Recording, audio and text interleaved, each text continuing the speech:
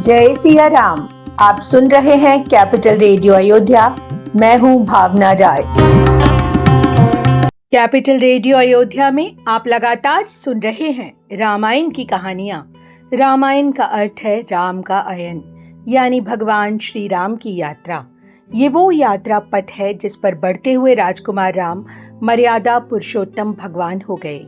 पिछले एपिसोड में हमने आपको वो कथा सुनाई जब महर्षि अत्रि की पत्नी माता अनुसुईया जी ने सीता जी को पतिव्रत धर्म का उपदेश दिया और उन्हें दिव्य वस्त्र आभूषण दिए।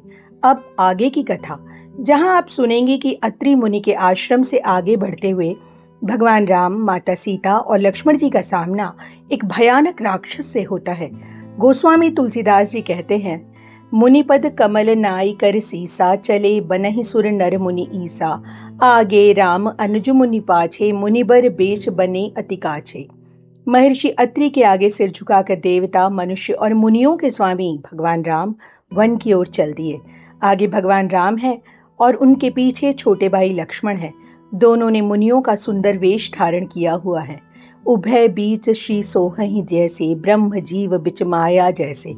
दोनों भाइयों के बीच में माता सीता ऐसे शोभायमान है जैसे ब्रह्म और जीव के बीच में माया हो। नदी, वन, पर्वत और दुर्गम घाटियां सभी अपने स्वामी को पहचानकर उनके लिए सुंदर रास्ता बना देती हैं। जिस जिस स्थान पर देव श्री रघुनाथ जी जाते हैं, वहां वहां बादल आकाश में छाया करके चलते हैं ताकि उन्हें धूप ना लगे। रास्ते में भगवान राम को एक भयानक राक्षस मिला जिसका नाम विराध था। उसके पास आते ही लक्ष्मण जी और माँ सीता को उठा लिया और कहने लगा कि वो दोनों को खा जाएगा। भगवान राम ने बिना देरी किए विराट को उठाकर धरती पर पटक दिया। भगवान राम के हाथों मृत्यु हुई और उसने तुरंत अपना दिव्य और सुंदर रूप धारण कर लिया। तुरत ही रुचिर रूप तेहि पावा, देख दुखी निज धाम पठावा। ये वही विराट था जो एक श्राप के कारण राक्षस बन गया था। भगवान राम ने विराट को उसके असली रूप में देखा और उस पर दया करते हुए उसे अपने परम धाम भेज दिया।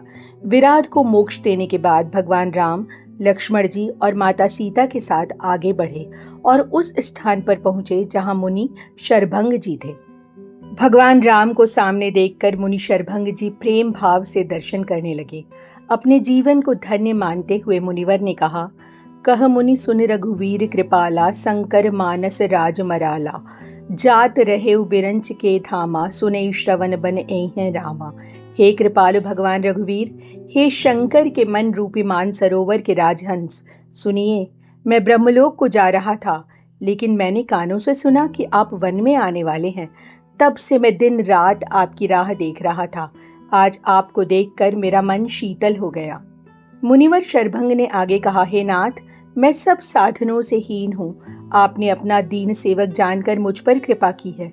उन्होंने कहा, हे प्रभु, आप तो भक्त मन चोर हैं। आप ऐसा करके अपने ही प्रण की रक्षा कर रहे हैं। मुनिवर ने भगवान से कहा, आप तब तक यहाँ रुकिए जब तक मैं अपना शरीर त्याग कर आपसे ना मिल लूं।